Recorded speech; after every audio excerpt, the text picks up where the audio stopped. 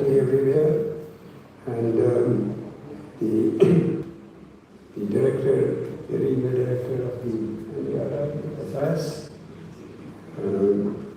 Dr. Ren Nandhali, distinguished guests, fellow delegates.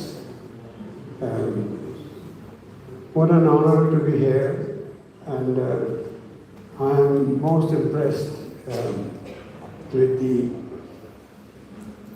guest of honor making such a strong case on many fronts.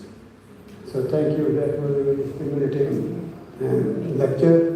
I am most impressed. I did not know such an institute existed, which only tells me that I am way far behind. And I am very impressed in such an institute. And you talked about technology that nobody else has. I am so happy to see that. It is such an honor to be here on Dr. Kurian's birth anniversary, which is also being celebrated as a National Milk Day. And it was a true blessing for me to have worked with him for over 20 years. It was God's gift, and I was truly blessed. A lot has been said this morning already on the opportunities, particularly on the quality front. I mean, it totally shocked me that they will not take this milk and put it on and offer it as an offering to the God. I am simply stunned. I am simply stunned. This is a very serious issue, and it needs to be addressed. It needs to be addressed because if we don't, then all the opportunities that we have created will be lost. And therefore, it's very important to look at the quality of milk that we procure.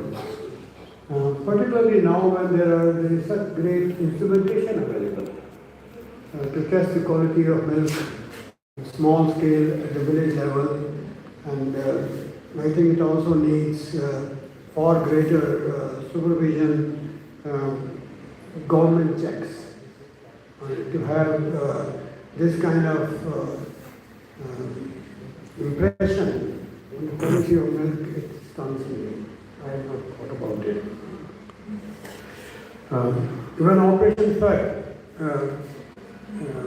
was being questioned, the committee was set up, the famous JHA committee. We looked at all the problems that were being pointed out with the project, which was actually a great propaganda against the project by vested interests. And that committee included Dr. Dastoor. And Dr. Dastoor pointed out that very little is being done on quality. Now that is way back. And even today, if we talk about quality of milk, the way it has been described, I think there can't be a bigger opportunity out here to improve the quality. And its perception. I'm quite sure the quality is not as bad as you mentioned, but the perception is all that counts. And therefore, it is very important to look at quality. Which reminds me, way back, when the Institute of Management at Ahmedabad looked at the dairy sector in the 60s, there was a one-page case study which was called Putting the Lid on the Poverty. This was a very good case where the case writer goes to a village cooperative and is talking about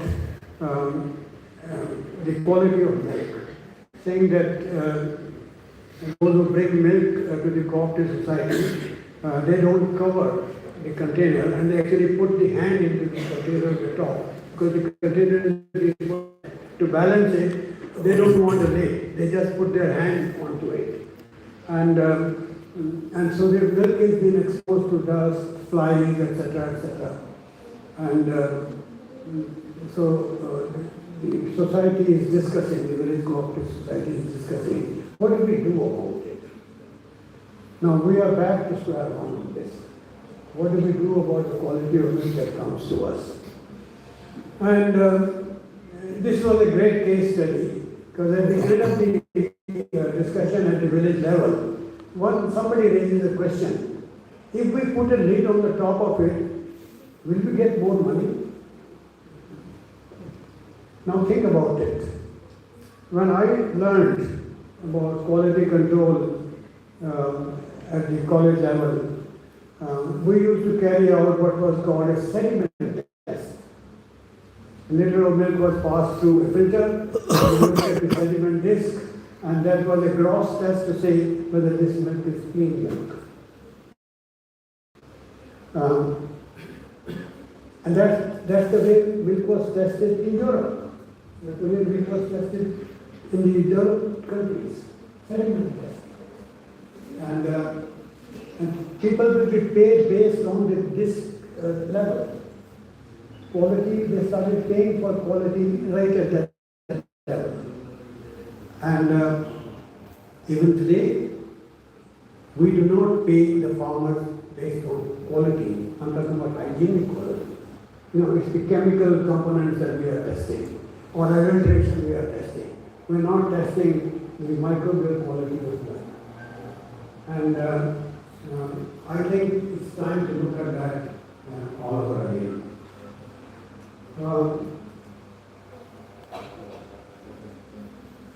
Doctor, I wanted to mention about other opportunities.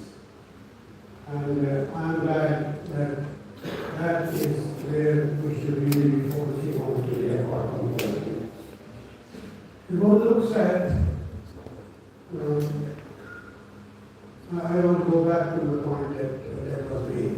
And the value of milk produced in India is larger than cereal. I think I should point out, when I left the Dairy Board in 1992, milk was already the largest agricultural commodity of India. But still in 92. The value of milk produced in India at that point of time was larger than the value of all cereals put together. Now, today if you look at data, you will find the value of all crops except fruits and vegetables. Value of all crops, which is cereals, pulses, oilseed, sugar, you name it, is less than the value of milk. How far have we come? And milk use is less than 4% of India's land. About 10% of India's land is used by fruits and vegetables. And the remaining is everything else. And that produces, that is what we really talk about as agriculture, is 1/3 of the agricultural GDP. So you talk about 85% of the land of India producing 1/3 of agricultural GDP. It's a thought that we should keep in mind. Therefore, we have reached tremendous opportunities. We are exploiting tremendous opportunities in milk. Now the question is, how do we hang on to it, and how do we create greater opportunities? Fruits and vegetables have grown at the same rate as milk, and there has been no white revolution. And that's because it's a market-driven thing. Next to, fruit and vegetables have more or less the same share of agricultural GDP as milk. But then look at what is happening to fruits and vegetables. Farmers who produce fruits and vegetables continue to get only about 20% over the consumer base. In case of milk, the farmers now get more like 2/3 of what the consumer pays. In case of cereals, this is a serious issue. Have you ever thought what component of the bread that you buy goes to the wheat farmers?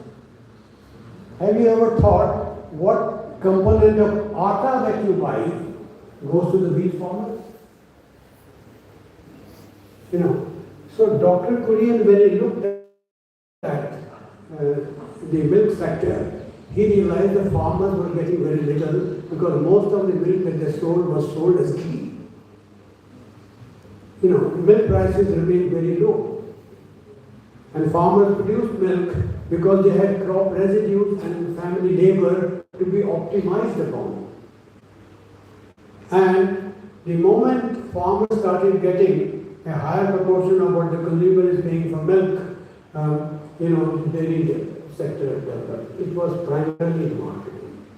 And what he brought in was a technology to conserve the seasonal surpluses, which costs you only about 5% of the cost of that. And you can now keep it for a whole year. So, he brought in a technology which ensured that every drop of milk that the farmer produces in this country will be bought because they have these spray products. We haven't thought of a similar technology in fruits and vegetables. We are discussing a much larger number of fruits and vegetables. I'm sure the technology required is different. So when do we start paying more to the farmer or to the consumer rupee? Going back to bread, the farmers get only 20%. The wheat farmer, or what you pay for the bread. You think of fruits and vegetables, all these processed foods and vegetables that are being brought out, farmers don't get more than 20%. And that's where the problem lies, and that's where the opportunities are. And that's where we should really be concentrating on.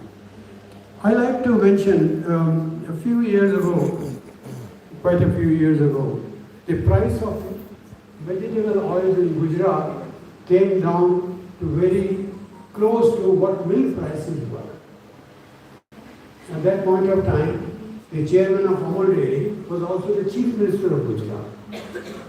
And he said, how can this be? Milk is 4 rupees a liter at that point of time, and vegetable oil prices had come down to 6 rupees. He said, our farmers are being cheated. So we then asked the dairy board to look at this. And we then looked at the edible oil sector. Why did we look at it? The linkages. The price of ghee moved in tandem with the price of vegetable oils. And if the price of vegetable oils go down, the price of ghee will go down and the price of milk will go down. And the largest component of the out-of-pocket expenditure in producing milk were oil cakes. And they also move in tandem. So we looked at the dairy sector and the linkages with the oilseed sector, and we said we should get into this. And we did get into this, and India became self-sufficient in edible oils in 3 years' time, following the Anand Prayer.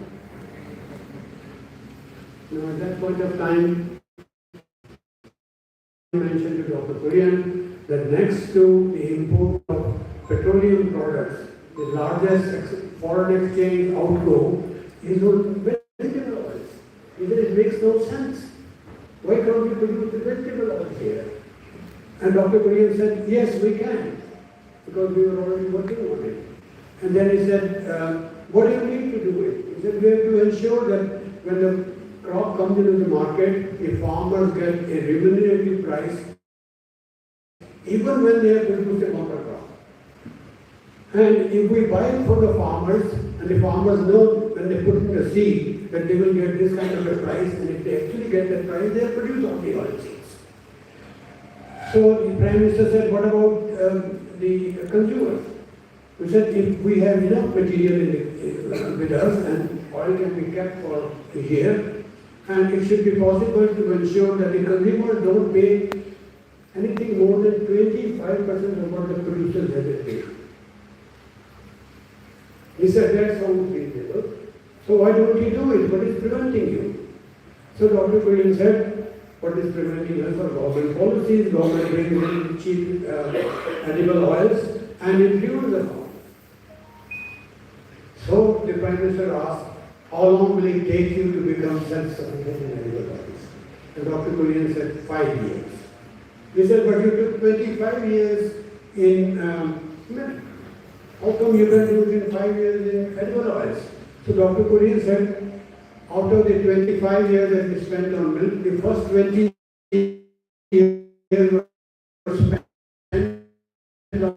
If we are not fighting the problem, we can then do it in 5 years. So he said, what do you need? He said, we need a working capital to ensure we are able to pick up 5 to 10% of India's edible oil at a remunerative price. And he said, and you will sell it at 25% more? Yes. So you make money on it? I said, yes. So he said, but what are the guarantees that it will work? So Dr. Kurian pointed out and said, our heads. What was our heads? And he agreed to it.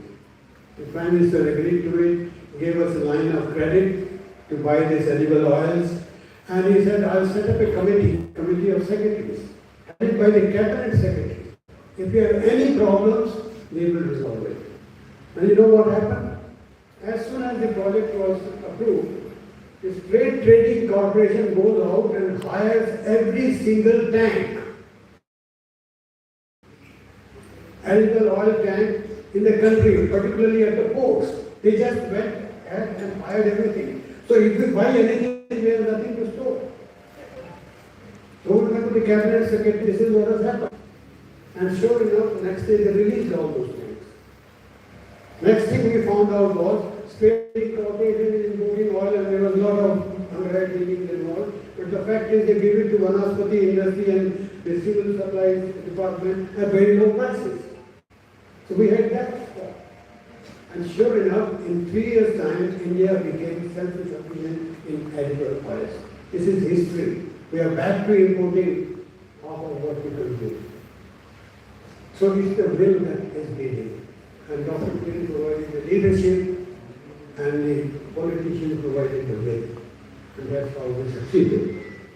I think it is time to look at these opportunities that appear in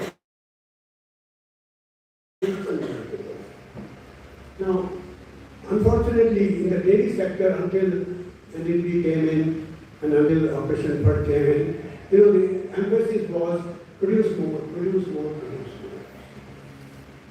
more.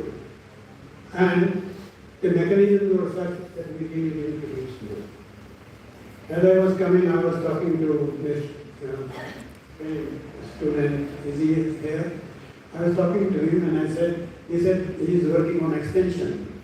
And I said, how will that help the farmer? So I saw something about 20 years ago, says that if all the technology available in the agriculture sector was deployed all over the world, we'll be able to feed 20 times the population of the world. Just mark it. Now you link it, how did India become poor? How did the third world become third world? That's because agriculture prices used to be pretty good and rewarding. When Ford set up its first car factory, we sold the car for $1,000 a car. At that point of time, wheat was $100 a ton. We are discussing 100 years ago. Wheat today is still about $300 a ton, but a car is $40,000.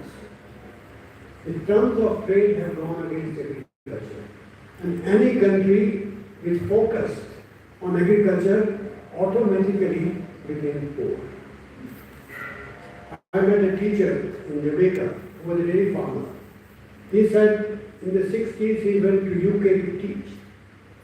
And he sold 10 cars in Jamaica and bought a Volvo car in England. He says, today if I sell 10 cars, I wouldn't get a bicycle. So the terms of trade have gone against us. And so producing more and more means what? You bring in more technology, you can farmers get more. Think about it. You bring in more technology, all that it means is that even when the demand for agricultural produce goes up, its supply will match. And the prices will not go up. And if the prices don't go up, how about the farmer going to buy other stuff? So in terms of trade. And I think that is the kind of thing that we should really be looking at. Where are we going? When I first went to Canada to study, I was really apologetic that these fellows come from India, they breed like rabbits, they can't feed themselves, and they have an existence which is shit to board. But pretty bad. Not realizing that all these technologies that we have been using have made the farmers poorer. And all these bodies that we have set up, food corporation, etc., to ensure that our consumers get milk at grains at low prices. And that is what was happening in milk. The price of milk in Delhi, when Mother Dairy was set up, was 2 rupees a litre. And when the market price is more like 10 rupees, so we moved at 5. And we said Mother Dairy should be allowed to sell milk. The minister, Barnala ji, says at that point of time, Dr. Kulin, how can we do this? This is then for the poor people. So we have done our research. So we asked Mr. Barnala, how many bottles of milk do you buy from Delhi University? He said, I consume 1 bottle. Then how come there are 38 bottles going in your name every day? It's not for the poor. You're just keeping the prices low. But it reached a stage where Rajiv Gandhi had to write on the file. Does the Prime Minister have no other work than fix the price of milk in Delhi? You see, we rescued dairy from the government. It is time to rescue the farmers from the government. So, thank you very kindly for having me here. I'm most grateful. And thank you for your patience.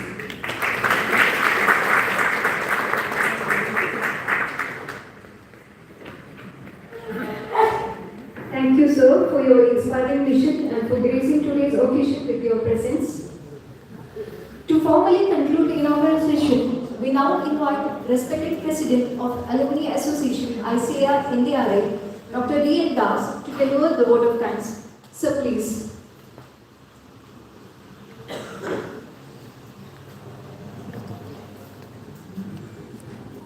Photo on Arun, photo on. Good morning, President, all of you. This gives me immense pleasure to convey vote of thanks and acknowledge our honorable chief guest of today's seminar, Dr. R. P. Anand sir, former President, Indian Dairy Association and former Managing Director.